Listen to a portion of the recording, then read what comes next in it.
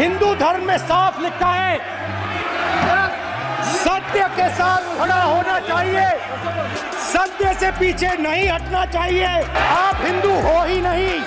नरेंद्र मोदी जी पूरा हिंदू समाज नहीं है, बीजेपी पूरा हिंदू समाज नहीं है। सर, कहां तक इन लोगों ने डर फैला दिया। मैं आपको अयोध्या से शुरू करता हूं। सर नमस्कार। आप बात नहीं करते, आप गले नहीं लगते, आप उन्हें आतंकवादी कहते हो। आप कहते हो ये सब आतंकवादी हैं। झूठ नहीं है, झूठ नहीं है, सच है। 7 साल में 70 बार पेपर लीक। अग्निवीर को किस चीज का सामना करना पड़ता है? शहीद का दर्जा मिलता है या नहीं मिलता है? कॉम्पनसेशन मिलता है नहीं मिलता है? पेंशन मिलती है नहीं मिलती है? मैं कर सकता हूं। आप अपने संगठन में महिलाओं को नहीं डालते हो, मगर मैं औरतों की बात कर सकता हूं।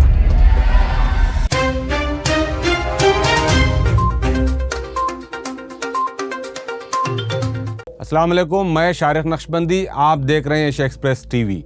18वीं लोकसभा में जब से पहला सेशन शुरू हुआ है और राहुल गांधी को अपोजिशन लीडर चुना गया, तब से राहुल मौका मिलते ही सत्ता पक्ष बीजेपी और बिलखुसूस नरेंद्र मोदी को तनकीद का निशाना बना रहे हैं और उनकी पॉलिसियों को नाकाम बनाने की या नाकाम साबित करने की भरपूर कोशिश कर रहे हैं।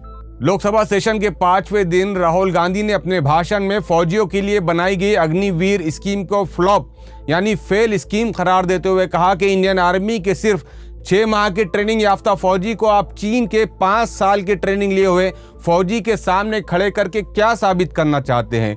इसके अलावा अग्निवीर से सिलेक्ट हुए फौजी की अगर जान जाती है तो उसे शहीद का दर्जा क्यों नहीं मिलता। इस तरह राहुल ने मोदी हुकूमत को आड़े हाथों लिया। इसके अलावा राहुल गांधी ने बीजेपी नेताओं की गलतफहमी दूर करने की कोशिश की कि वो भारत के हिंदुओं की रक्षक पार्टी है।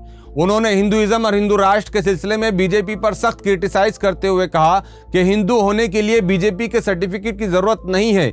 देश में तमाम हिंदुओं की बीजेपी नहीं है और ना ही बीजेपी पूरी तरह हिंदू है। उन्होंने हिंदुइज्म को डिस्क्राइब करते हुए कहा कि अहिंसा और कमजोरों के साथ खड़े रहने वाले का नाम हिंदू है, लिहाजा बीजेपी देश के हिंदुओं को बहकाने का धंधा बंद करे। पिछले 5 दिनों से लोकसभा में जिस तरह राहुल गांधी एग्रेसिव नजर आ रहे हैं, वो देखकर शायद बीजेपी की नींद उड़ गई होगी, क्योंकि ये वही राहुल गांधी है जिसे आज से सिर्फ 1 साल पहले तक अपोजिशन पप्पू कहकर पुकारा करती थी। लेकिन जब पप्पू ने कश्मीर से लेकर कन्याकुमारी तक और गुजरात से लेकर बंगाल तक पैदल दौरा कर हिंदुस्तानियों में देश के तई बेदारी पैदा करने की कोशिश की, तभी अंदाजा हो गया था कि पप्पू पास हो जाएगा। और हुआ भी यही। राहुल गांधी ने देश भर में तकरीबन 10,000 किलोमीटर का सफर किया, जनता के बीच गए, किसान, students, mechanic, auto driver, truck driver, बुजुर्ग, महिला, बच्चों के साथ वक्त गुजारा, जनता की समस्याओं को समझने की कोशिश की। और जब लोकसभा इलेक्शन से ठीक पहले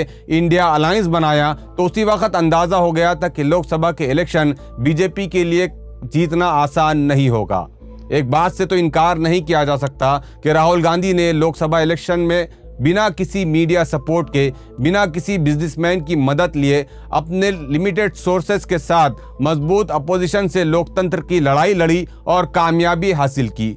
लिहाजा लोकसभा में पॉइंट टू पॉइंट सरकार को घेरने के बाद बीजेपी को शायद ये गलती माननी पड़ेगी कि अब पप्पू नहीं रहा, वो राहुल गांधी हो गए। तो ये था एशिया एक्सप्रेस का एक शॉर्ट अपडेट। और नए अपडेट्स के साथ इंशाल्लाह फिर मुलाकात होगी। शुक्रिया।